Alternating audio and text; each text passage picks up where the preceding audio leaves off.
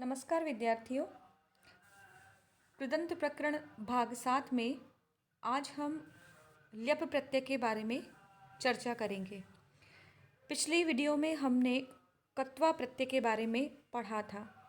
हिंदी में जो कर के अर्थ होता है उसके लिए संस्कृत भाषा में त्वा प्रत्यय का प्रयोग किया जाता है।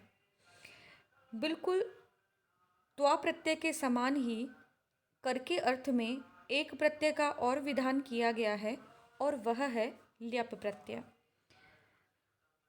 समान अर्थ है दोनों का, फिर किस जगह पर त्वा प्रत्यय लगेगा और कहाँ पर ल्यप प्रत्यय लगेगा इसको आज हम देखते हैं। सूत्र है समासे अनय पूर्वे कत्वो ल्यप, कि जिस समास के पूर्व पद में नय से भिन्न कोई अन्य अव्यय स्थित हो तो उस समास में त्वा प्रत्यय के स्थान पर ल्यप प्रत्यय आदेश होता है। कहने का मतलब है, सबसे पहली शर्त तो ल्यप प्रत्यय के लगने की होती है कि धातु से पूर्व उपसर्ग लगा हुआ होना चाहिए। उपसर्ग हम जानते हैं कि संख्या में 22 होते हैं। प्र, परा, अप, सम, अनु, अव, निस, निर, दुर, दुस, अभि, प्रति, सु, उप इत्यादि 22 उपसर्ग होते हैं। तो ये 22 उपसर्ग में से अगर यदि कोई भी एक अथवा दो अथवा कभी कभी 3 भी लग जाते हैं, कोई भी उपसर्ग यदि धातु से उपपद में हो यानी समीप में हो या लगा हुआ हो साथ में, तो वहाँ पर यदि हम त्वा प्रत्यय का प्रयोग करेंगे तो त्वा के स्थान पर ल्यप प्रत्यय हो जाएगा। यानी त्वा प्रत्यय का प्रयोग कभी भी धातु और उपसर्ग के साथ में नहीं होगा। ऐसी धातु जिसमें उपसर्ग लगा हुआ हो उस धातु के साथ त्वा प्रत्यय का प्रयोग नहीं होगा, अपितु उसके स्थान पर ल्यप प्रत्यय का प्रयोग किया जाएगा। लेकिन इसमें एक शर्त होती है, क्या? समासे अनय पूर्वे, वो नय समास नहीं होना चाहिए। समास में जो नय समास है अगर वो धातु के उपपद में हो तो वहाँ पर कभी भी ल्यप प्रत्यय नहीं होगा, त्वा ही प्रत्यय रहेगा। समझिए, समास में देखिए 2 पद होते हैं, एक तो होता है पूर्व पद और एक होता है उत्तर पद। जैसे तत्पुरुषः, तत्पुरुष बन जाएगा, या फिर राज्ञः पुरुषः, और इसका बनेगा जो एक पद बनेगा वह बनेगा राजपुरुषः।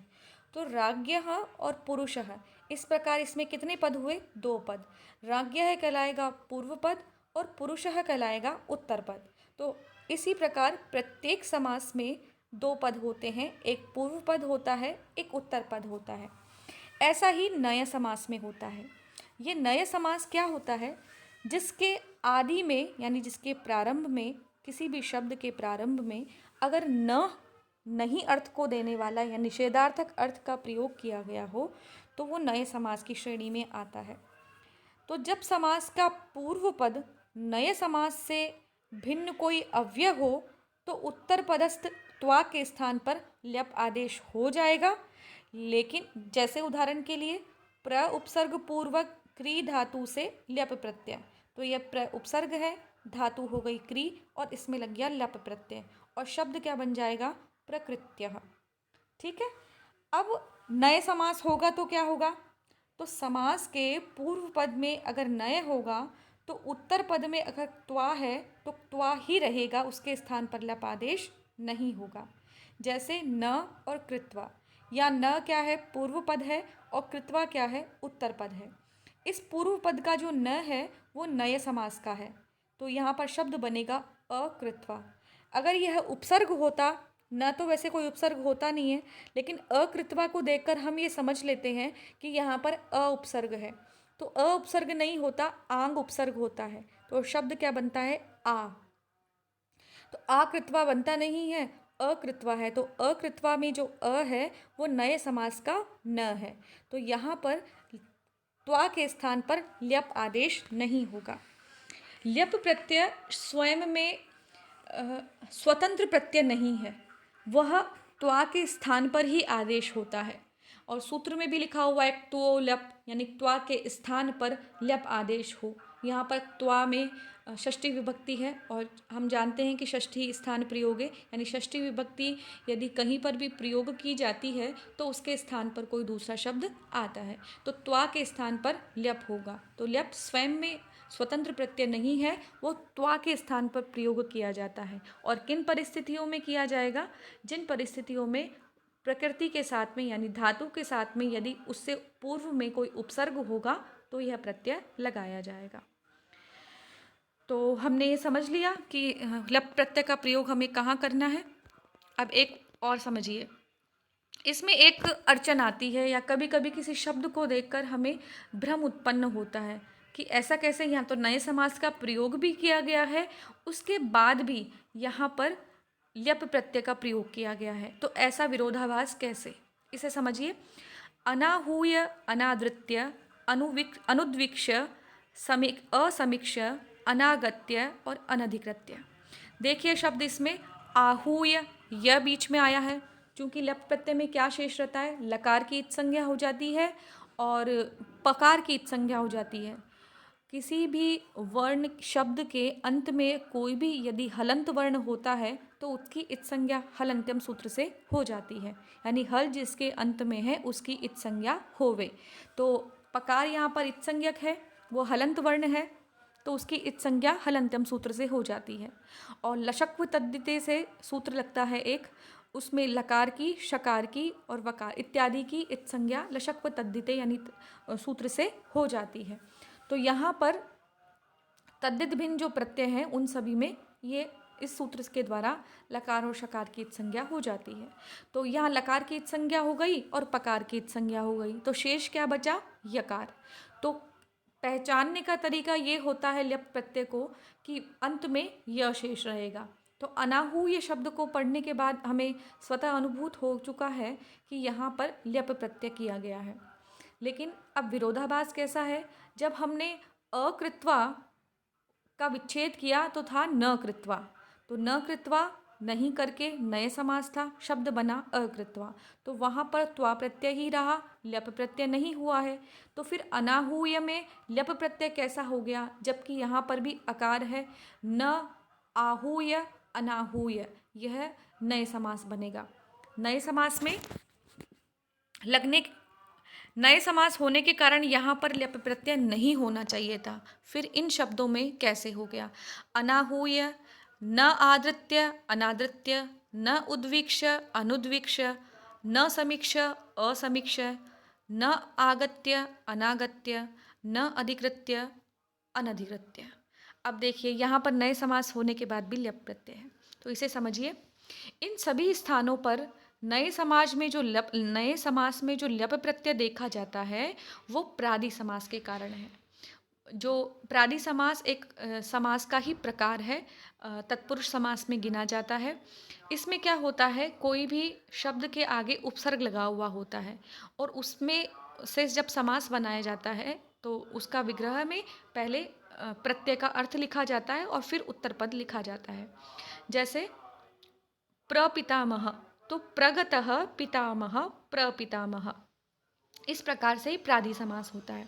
तो यहाँ पर आ उपसर्ग पूर्वक वे धातु से ल्यप प्रत्यय करने पर बन गया आहूय। तो आहूय शब्द बनने के बाद न आहूय अनाहूय इस प्रकार से बना है। पहले उसमें प्रादि समास हुआ है और उसके बाद उसमें नए समास हुआ है, यानी एक ही शब्द के अंदर दो समास है। न आदृत्य, क्षमा कीजिएगा, आ उपसर्ग पूर्वक द्विधातु से ल्यप प्रत्यय आदृत्य बना और फिर उसके बाद उसमें नए समास हुआ है। इसी प्रकार से अन्य सभी में ही है। एक उदाहरण और भी जो है, तो ऐसा करने से जब नए समास से पूर्व ही प्रादि समास हो चुका हो और उसके बाद फिर नए समास किया हो तो लबंत के साथ में कोई भी दोष नहीं आता है। वहाँ पर जरूरी नहीं है कि त्वा प्रत्यय से ही उसका अंत हो, वहाँ पे ल्यप प्रत्यय से भी अंत उसका हो सकता है। उदाहरण के लिए देखिए यहाँ पर एक दिया है मैंने, अनुधन भूत्वा, तो भूत्वा है यह पहले से ही प्रयोग प्रादि समास में हो चुका है, फिर इसके साथ में अनुभूय शब्द हो गया। अब अनुभूय अनु उपसर्ग पूर्वक भूत्वा, अनु प्लस भूत्वा में प्रादि समास होकर के अनुभूय शब्द बना। ठीक है, क्यों बना? क्योंकि भूत्वा में भू धातु से त्वा प्रत्यय है। जैसे ही हमने यहाँ पे अनु उपसर्ग को लेकर आए तो अनु उपसर्ग को लाने से शब्द बन गया अनुभूय। अब अनुभूय होने के बाद इसमें नए समास जब किया जाएगा तो ये बनेगा न अनुभूय अन अनुभूय। उसी प्रकार से ऊपर वालों में भी आ उपसर्ग पूर्वक वे धातु से त्वा प्रत्यय किया तो त्वा के स्थान पर क्या आदेश हो जाएगा? ल्यप, क्योंकि आ उपसर्ग पूर्व में है तो बन जाएगा आहूय। फिर उसके बाद में उसमें नए समास किया जाएगा न आहूय अनाहूय। इसी प्रकार से आदृत्य में देखिए आ उपसर्ग पूर्वक द्रि धातु से त्वा के स्थान पर ल्यप आदेश होकर बनेगा आदृत्य, न आदृत्य अनादृत्य। उत उपसर्ग पूर्वक वीक्ष धातु होती है, उसमें त्वा के स्थान पर ल्यप होगा और फिर बनेगा उद्विक्ष, न उद्विक्ष अनुद्विक्ष। सम उपसर्ग पूर्वक ईक्ष धातु से त्वा के स्थान पर ल्यप करने पर शब्द बनेगा समीक्ष, तो न समीक्ष असमीक्ष। तो इस प्रकार से पहले शब्द बना के उनका प्रादि समास किया जाएगा और प्रादि समास के बाद में जब उससे नए समास किया जाएगा तो उसमें किसी प्रकार का कोई दोष नहीं होगा। तो इस प्रकार के शब्द भी देखे जाते हैं जिन्हें देखकर हमें लगता है कि ये सभी शब्द ऊपर जो सूत्र लिखा हुआ था जो हमने पढ़ा समासे अनय पूर्वक त्वोलप, तो उस सूत्र का विरोध करता सा प्रतीत होता है, किंतु अगर विस्तृत जानकारी या इसको समीक्षा इसकी की जाती है तब पता लगता है कि यह उसका विरोध नहीं करता है, अपितु इसमें दो समास एक साथ हुए हैं। अब इसके उदाहरण देख लेते हैं हम लोग। मैंने मुख्य उदाहरण चुनकर आपके लिए दिए हैं। इस बार मैंने उपसर्ग अलग निकाल के और धातु अलग लिख के और फिर ल्यप प्रत्यय दिया है। परि उपसर्ग पूर्वक अट धातु से ल्यप प्रत्यय पर्यट्य, समर्च सम उपसर्ग पूर्वक, यहाँ मैं हलंत लगाना भूल गई हूँ, आप सम में हलंत लगा लीजिएगा। सम उपसर्ग पूर्वक अर्च धातु से ल्यप प्रत्यय समर्च, प्र उपसर्ग पूर्वक आप धातु से ल्यप प्रत्यय प्राप्य, अनुभूय अनुभू और ल्यप धातु ल्यप उपसर्ग ल्यप प्रत्यय। उपधन आस धातु बैठने अर्थ में, आस धातु बैठने अर्थ में, ल्यप प्रत्यय उपास्य यानी बैठ करके। अधि उपसर्ग पूर्वक ईंग धातु से ल्यप प्रत्यय अधित्य। आपने पिछले कुछ वीडियो अगर गौर से देखे हो, धातुओं के साथ जो उपसर्ग लगाए हो उनको अगर ध्यान से देखा हो तो आपको ये समझ में आ गया होगा कि ईंग जो धातु है अध्ययन करने अर्थ में जो आती है वह हमेशा अधि उपसर्ग पूर्वक ही लगती है। तो इस अधित्य में कभी भी त्वा प्रत्यय नहीं लग पाएगा क्योंकि यह हमेशा उपसर्ग के साथ ही प्रयोग की जाती है। अगला है उपेत्य, उप उपसर्ग पूर्वक ई धातु से ल्यप प्रत्यय। ईंग इणगतौ धातु होती है, उसमें ई लिया जाता है यानी जाने अर्थ में। अब उप का मतलब समीप यानी समीप में जा करके। प्रेष्य प्र उपसर्ग पूर्वक इश धातु से ल्यप प्रत्यय। निरीक्ष्य बहुत पूछा जाता है परीक्षाओं में। नी उपसर्ग पूर्वक ईक्ष धातु से ल्यप प्रत्यय। ध्यान दीजिएगा कि किस धातु में किस प्रकार की मात्रा है, किस में हलंत लग रहा है, कहाँ पर विसर्ग लगेगा, किस में धातु के मात्राएं छोटी या बड़ी हैं, इन सब का ध्यान रखिएगा। आकर्ण्य, ये आपको अभिज्ञान शाकुंतलम में यह शब्द कई बार सुनने को मिलेगा तो परीक्षाओं में पूछा भी जाता है। आ उपसर्ग पूर्वक कर्णी धातु से ल्यप प्रत्यय। आकर्ण्य कर्णी धातु शब्द सुनने अर्थ में आती है, आकर्ण्य यानी सुन करके। प्रकाश्य प्र उपसर्ग पूर्वक काश धातु से ल्यप प्रत्यय यानी प्रकट में कोई बात कहना। अधिकृत्य अधि उपसर्ग पूर्वक क्री धातु से ल्यप प्रत्यय, परीक्षा की दृष्टि से महत्वपूर्ण है ये। आकृष्य आ उपसर्ग पूर्वक कृष धातु से ल्यप प्रत्यय। प्रकीर्य फैलाकर, क्री धातु फैलाने अर्थ में बिखेरने अर्थ में आती है तो प्र उपसर्ग पूर्वक क्री धातु से ल्यप प्रत्यय प्रकीर्य। क्लिद धातु गीला होने अर्थ में, यह भी आपको शाकुंतलम के कुछ श्लोकों में मिल जाएगा जहाँ वल्कल वस्त्रों का, गीले वस्त्रों का वर्णन है, वहाँ पर क्लिद धातु गीला होने अर्थ में। विक्लिद्य वि उपसर्ग पूर्वक क्लिद धातु से ल्यप प्रत्यय। प्रक्षाल्य धो करके, यह भी आपको बहुत प्रयोग मिलेगा। प्र उपसर्ग पूर्वक क्षाली धातु से ल्यप प्रत्यय। निगद्य यानी कहना, गद वक्तायाम वाची, बोलने अर्थ में गद धातु का प्रयोग किया जाता है।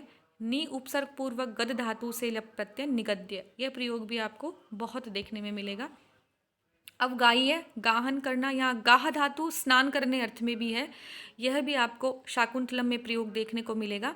अव उपसर्ग पूर्वक गाह धातु से ल्यप प्रत्यय अवगाह्य संचित्य। ची धातु चयन करने अर्थ में होती है।